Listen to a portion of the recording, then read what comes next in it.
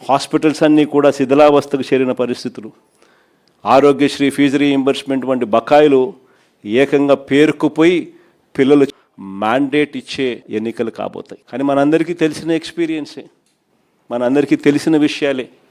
చంద్రబాబు నాయుడు ఫ్రీగా ఫేర్గా ఎన్నికలు జరగనివ్వడు అని చెప్పి, ఇవన్నీ మనందరికీ తెలిసిన విషయాలే. మొన్ననే మనం చూసినాం, ఉప ఎన్నికలు జరిగినప్పుడు ఎంపీటీసీ ఎంపీపీల ఎన్నికలు కానీ, మున్సిపాలిటీలు కానీ, జెడ్పీ చైర్మన్లు కానీ మన కళ్ళ ఎదుటే మనం అంతా చూసాం.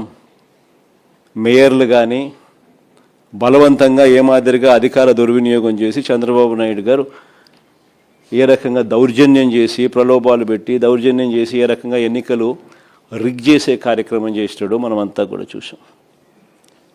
ఇలాంటి పరిస్థితుల్లో ఎన్నికలు జరుగుతూ ఉన్నాయి. అందుకనే ఇక్కడ ఎన్నికల విషయంలో జాగ్రత్తలు తీసుకోవాల్సిన అవసరం చాలా ఉంది. ఎన్నికల్లో ప్రతి ఒక్కళ్ళం కూడా ఆషామాషిగా తీసుకోవాల్సిన ఎన్నిక కానే కావు. ఎక్కడైనా ఏ కాన్స్టిట్యున్సీలో అయినా కూడా ప్రతి ఒక్కరూ గుర్తుపెట్టుకోవాల్సింది ఏంటంటే, కార్యకర్తల కోసం మనం నిలబడే ఎన్నిక ఈ ఎన్నికలు అనేది ప్రతి ఒక్కరూ గుర్తుపెట్టుకోవాలి. గెలుపు ఓటమి పక్కన పెట్టేసేద్దాం. చంద్రబాబు నాయుడు గారు దౌర్జన్యాలు ఏం చేస్తాడో, ఎలా చేస్తాడో, ఏం చేస్తాడో, ఏ మేరకు చేస్తాడో వేరే విషయం. కానీ ఆ కార్యకర్తకు దౌర్జన్యం చేసిన మా నాయకుడు మాకు తోడుగా ఉన్నాడు అన్న భరోసా ఆ కార్యకర్త కలగాల. నన్ను ఓడించడం కోసం, ఒక చిన్న కార్యకర్తలైన నన్ను ఓడించడం కోసం చంద్రబాబు నాయుడు గారు ఇంత అధికార దుర్వినియోగం చేసినా కూడా మా నాయకుడు నాతోనే ఉన్నాడు అన్న భరోసా మీలో ప్రతి ఒక్కరూ కూడా ప్రతి కార్యకర్తకు కలిగించాల్సిన ఎన్నిక ఈ ఎన్నిక అనేది గుర్తుపెట్టుకోండి.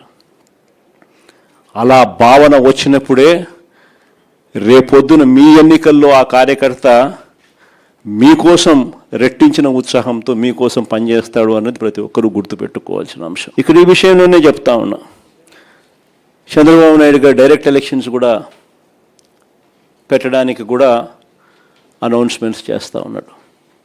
ఒక రకంగా ఇది మనకు మంచిది, నిజంగా డైరెక్ట్ ఎలక్షన్ జరగడం అన్నది కూడా.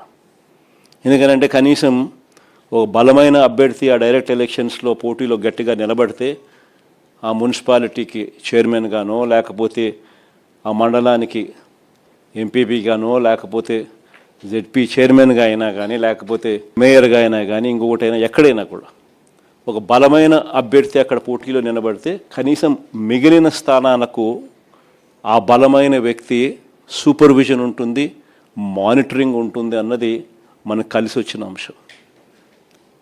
బలమైన అభ్యర్థులు అక్కడ పోటీలో ఖచ్చితంగా మనం కూడా నిలబెట్టాలి. మున్సిపాలిటీలకు కానీ డైరెక్ట్ ఎలక్షన్స్ కాబట్టి ఆ మండలానికి కానీ బలమైన క్యాండిడేట్ను మనం తీసుకొని వచ్చి పెట్టాలి. ఆ బలమైన క్యాండిడేట్ మిగిలిన వాళ్ళందరికీ, ఆ మండలం పరిధిలో అయితే మిగిలిన ఎంపీటీసీలకు అయితేనేమి, లేదా మున్సిపాలిటీ పరిధిలో అయితే మిగిలిన కార్పొరేటర్లకు అయితేనేమి, వీళ్ళందరికీ కూడా ఆ మనిషి బలాన్ని ఇవ్వాలి. ఆ మనిషి సూపర్విజన్ చేయాలి. ఆ మనిషి సూపర్విజను, ఆ మనిషి బలాన్ని రెండింటినీ కూడా కార్యకర్తలకు ఇవ్వగలిగితే ఒక బలమైన క్యాండిడేట్ గెలుచుకొని వస్తాడు అనేది గుర్తుపెట్టుకోవాల్సిన అంశం. ఈ ఎన్నికల్లో మనం గెలిపించుకునేది మన కార్యకర్తలను. ఈ ఎన్నికలు జరగాల్సింది ఆ కార్యకర్తలకు భరోసా ఇచ్చే విధంగా జరగాలి. ప్రజల వాయిస్ వినిపించే విధంగా ప్రజలకు మనం తోడుగా నిలబడగలగాలి. అది ఖచ్చితంగా గుర్తుపెట్టుకోవాల్సిన అంశం. ఎక్కడైనా కూడా మీ నియోజకవర్గాలలో ఎక్కడైనా కూడా ఏకగ్రీవంగా ఎక్కడైనా ఎన్నిక జరిగితే మాత్రం నన్ను అడగాల్సిన పనిలా క్యాండిడేట్ ఆ తర్వాత ఎన్నికల్లో పోటీ చేయడని మీరే గుర్తుపెట్టుకోండి. ఎక్కడైనా పోటీ జరగకోకుండా ఏకగ్రీవంగా ఇడిచిపెట్టినారంటే మాత్రం ఆ తర్వాత క్యాండిడేట్ ఎమ్మెల్యే ఎలక్షన్లో క్యాండిడేట్ కాడు అనేది గుర్తుపెట్టుకోండి. అంత ప్రస్ఫుటంగా, అంత క్రిస్టల్ క్లియర్గా చెప్తా ఉన్నా. ప్రతి చోట పోటీ జరగాల. ఎన్నికలు అయిపోయిన తర్వాత కూడా నేను రిపోర్ట్లు తెప్పించుకుంటాను. మీ ఎమ్మెల్యే క్యాండిడేట్ ప్రతి చోట పోటీకి నిలబెట్టాడా, క్యాండిడేట్ నిలబెట్టలేదా అనేది రిపోర్ట్లు తెప్పించుకుంటాం. నిలబెట్టిన తర్వాత మీ ఎమ్మెల్యే క్యాండిడేట్ ఆ క్యాండిడేట్లకు ఏ విధమైన సపోర్ట్ ఇచ్చినాడు, సపోర్ట్ బాగా ఇచ్చాడా, బలంగా నిలబడ్డా మీతో పాటు, అవునా కాదా అన్న రిపోర్ట్లు కూడా తెప్పించుకుంటాం. ఖచ్చితంగా ఆ మేరకు పాజిటివిటీ మీ దగ్గర నుంచి రావాలి. ఈ ఎన్నికలు మన కార్యకర్తల కోసం గట్టిగా నిలబడితేనే కార్యకర్తలు మన ఎన్నికల్లో మన కోసం గట్టిగా నిలబడతారు అన్నది ప్రతి ఎమ్మెల్యే క్యాండిడేట్ కూడా తన సిస్టంలోకి జీర్ణించుకోవాల్సిన అవసరం ఉన్న అంశం. వెన్నుపోటు పాలన అన్న దాని మీద మన గ్రామ కమిటీల దగ్గర నుంచి మన అనుబంధ విభాగాల దగ్గర నుంచి ఇవన్నీ కూడా ప్రతి ఊర్లోనూ కూడా క్యాంపెయిన్కు పోవాల్సిన అంశాలు. ప్రతి ఊరిలో కూడా వీళ్ళకి మెటీరియల్ కూడా కావాలి, ప్రతి ఇంటికి వెళ్ళాలి. వెళ్ళినప్పుడు చంద్రబాబు నాయుడు గారి పాలన మన పాలనకు సంబంధించి తేడాలు ఇవన్నీ కూడా చెప్పగలగాలి. వాటికి సంబంధించిన అన్ని విషయాలు కూడా మీ ద్వారా పార్టీ క్యాడర్కు మొత్తం అందుబాటులోకి తీసుకొచ్చే కార్యక్రమం చేస్తున్నాం. మన గుర్తింపు కార్డ్స్ అన్నీ కూడా తయారైపోయాయి. దాదాపుగా 14-15 లక్షల గుర్తింపు కార్డులన్నీ కూడా మన క్యాడర్కి అంతా గ్రామ స్థాయి వరకు మనం ఏదైతే అనుబంధ విభాగాలు తీసుకుని పోయే కార్డులన్నీ కూడా తయారైపోయాయి. సో ఆ కార్డులు మనం డిస్ట్రిబ్యూట్ చేయడం కూడా ఇందులో భాగంగా కూడా మనం పెట్టుకోవచ్చు. మన ప్రోగ్రాంలలో జిల్లా స్థాయి, నియోజకవర్గ స్థాయి, మండల స్థాయి 3 స్థాయిలలో మనం మీటింగ్లు ఆర్గనైజ్ చేసి ఆ 3 స్థాయిలలో మనం కార్డ్స్ డిస్ట్రిబ్యూషన్ మన కార్యకర్తలకు ఇవ్వడమే కాకుండా ఈ కంటెంట్ కూడా జిల్లా స్థాయి, నియోజకవర్గ స్థాయి, ఆయా మండల స్థాయి, ఆయా మీటింగ్లలో ఒకవైపున కార్డులు మన క్యాడర్కు డిస్ట్రిబ్యూట్ చేయడం, రెండోది మెటీరియల్ కూడా ఆ క్యాడర్కు మనం డిస్ట్రిబ్యూట్ చేయడం, ఇవన్నీ కూడా కంప్లీట్ చేసుకోవచ్చు. ఇవన్నీ కూడా క్యూఆర్ కోడ్తో కూడా ఉన్నాయి కాబట్టి ప్రతి క్యాడర్ కూడా తన ఫోన్లోనే డౌన్లోడ్ చేసుకునే వెసులుబాటు కూడా తనకు ఉంటుంది. ఇంకొకటి ఏమిటంటే వెరీ ఇంపార్టెంట్ విషయం ఏంటంటే ప్రతి నియోజకవర్గంలో కూడా ప్రతి MLA candidate legal cell, media cell ఈ రెండింటినీ కూడా వెంటనే స్ట్రెంథన్ చేసుకోవాలి. ఎందుకనంటే ఇంక రాబోయే రోజుల్లో వీటికి ఎక్కువ పని ఉంటుంది. రాబోయే రోజుల్లో పోటీ జరగనివ్వకూడదు అని చంద్రబాబు నాయుడు ఆరాటపడతాడు. సో మన క్యాడర్ మీద, మన వాళ్ళ మీద, మన మనుషుల మీద ఎక్కువగా దౌర్జన్య కాండలు చేస్తాడు.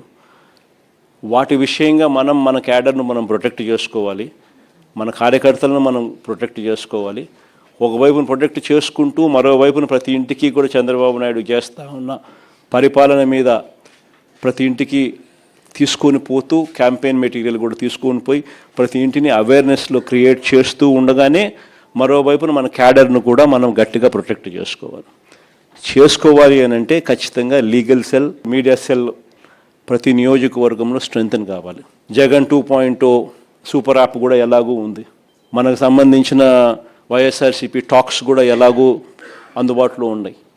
సో వీటి ద్వారా మనం ప్రజలకు మెసేజ్ పంపించాల్సినవి, మనం మెసేజ్ పంపించాల్సినవి కూడా సోషల్ మీడియా ఆధ్వర్యంలో మనం పంపించాల్సిన కార్యక్రమాలు మనం చేయాలి. మీ నియోజకవర్గాలలో సోషల్ మీడియాకు సంబంధించి అత్యంత ప్రాధాన్యత మీరు ఇవ్వాల్సిన అవసరం కూడా ఉంది. యూట్యూబ్ ప్లాట్ఫామ్స్ అయితేనేమి, ఇన్స్టాగ్రామ్ ప్లాట్ఫామ్స్ అయితేనేమి, ట్విట్టర్ ప్లాట్ఫామ్స్ అయితేనేమి, ఈ ప్లాట్ఫామ్స్ మీదకి మన క్యాడర్ను మొత్తం తీసుకొని ఆ ప్లాట్ఫామ్స్ మీదకి తీసుకొని పోవాలి. వాళ్ళందరికీ కూడా ఆ ప్లాట్ఫామ్స్లో ఎలా అకౌంట్స్ ఓపెన్ చేయాలి, ఎలా యాక్టివేట్ చేయాలి, ఎలా నడిపించాలి అనేది కూడా మీరే శిక్షణ ఇవ్వాలి. వాటికి సంబంధించిన కూడా కార్యక్రమాలు కూడా జరగాలి. ఎందుకంటే మనం నెగిటివ్ మీడియాతో యుద్ధం చేస్తూ ఉన్నాం. ఒక ఈనాడు, ఆంధ్రజ్యోతి, TV5 ఇలాంటి దిగజారిపోయి ఉన్న వ్యవస్థలతో యుద్ధం చేస్తూ ఉన్నాం.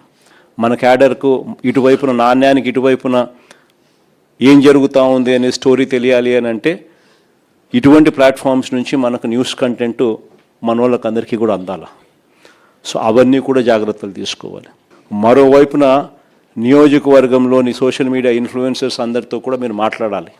అందరినీ మీరు పోయి కలవాలి. కలిసి వాళ్ళందరినీ కూడా రిక్వెస్ట్ చేయాలి. మీ అందరితో పాటు మీకు సపోర్ట్గా వాళ్ళు నిలబడేందుకు వాళ్ళందరూ కూడా ముందుకు రావాలని అడగాలి, రిక్వెస్ట్ చేయాలి. నియోజకవర్గ స్థాయిలో ఉన్న లాయర్లను, మంచి లాయర్లను మనం ఖచ్చితంగా ఒక ప్లాట్ఫామ్ ఎందుకు